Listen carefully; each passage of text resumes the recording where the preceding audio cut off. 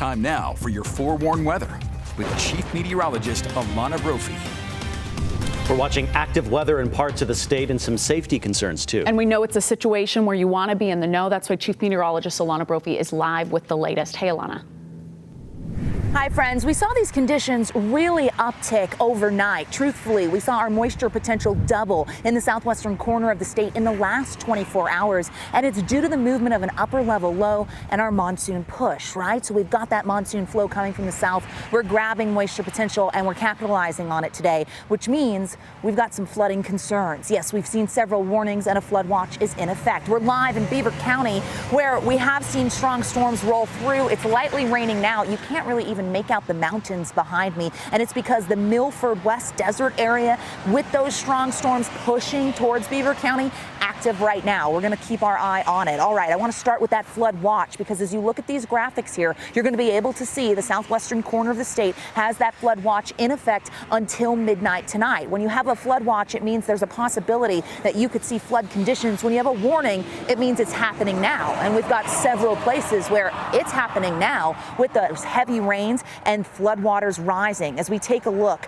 at our flash flood warnings in effect right now, there's several of them peppered through southern Utah, south central, and the southwestern corner of the state. Right now, some of those will last until 11:15 in central Kane County, but then look towards Washington and Iron County. It's the southern end of Iron County that leads into Tokerville, Laverque, in that area. That's a flash flood warning that's going to be in effect for the next hour or so. And then we're really going to see these expiration times between 6:45, 7 o'clock, but then some of these going later. That central Kane County warning is the headwaters.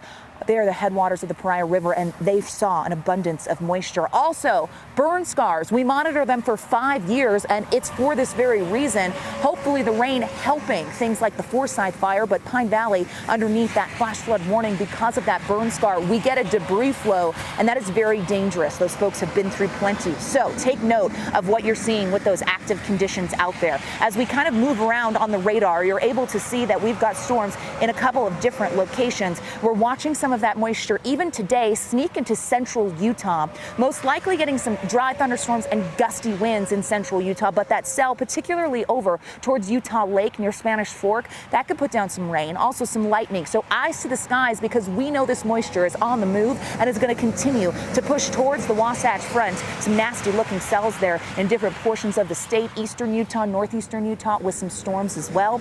A southerly flow. Monsoon actually means reversal of winds. So it's the seasonal change in the winds. We're coming from the south and we've got moisture to boot. So flash flood conditions are out there. We knew that flash flood potential would rise. It went from possible to probable overnight in several areas, and we had that flood watch put into effect. You're looking at our Black Desert sky cam. Boy, is that gloomy Ivans underneath the flood watch as you look at those dark skies in the southwestern corner of the state. This is an area where temperatures have been capped because of the cloud cover and the moisture out there. So yes, southern Utah with that possibility as we head into tomorrow to hold on to flash flood concerns. There's a chance that we see flash flooding, but some of that could move into central Utah. Forewarning you now, as this moisture really floods into the state, by tomorrow some burn scars in the central portion of the state could see debris flows. So we're going to watch that and forewarn you. Why do we talk about this so much? Well, because we have seen flash flooding in the headlines the last several weeks. It only takes 6 inches of moving water to float a human. How about a car at 12 inches, a truck at 18? You never want to cross floodwaters. When you hear turn around, don't drown, no, it's not a gimmick. It's the real deal, and we want to make sure you stay safe. All right, we do have temperatures that are fairly average right now throughout the state. I want to show you why we're seeing that. As we look at the upper level futurecast, high pressure bringing in the warmth, but that is actually sliding over Arizona. As it does, we get that upper level low over the Baja Peninsula, and that's pushing north. We're grabbing moisture from that, and we get clusters of thunderstorms that have set up in southern Utah today. We're going to continue with that monsoon flow for tomorrow and then even into the first portion of your weekend until gradually drier air moves in by Sunday and into next week. Let's look at the temperatures. We've got 90s, 80s in Provo, where, yeah, we've got some wet weather potential. It's only in the low 90s in Washington County. Here's a look at what to expect for the next few hours over the Wasatch Front. While you may be dry today, a different story tomorrow. Temperatures easing with a little more cloud cover. All right, take a check on the futurecast here. Want to take you through that excessive rainfall warning. It's a marginal risk for a larger part of Utah tomorrow. Futurecast times these storms out. Want to forewarn you, you watch that moisture on the move into central Utah, popping up tomorrow by the afternoon and into the evening along the Wasatch Front. We will gradually start to see drier air moving in. This is late Friday into Saturday and Sunday. As we take a look at the temperatures tomorrow, fairly average. Let's check on the 7 days here. Washington County going to stay below triple digits with the cloud cover and the storms in the forecast. Drier air by next week.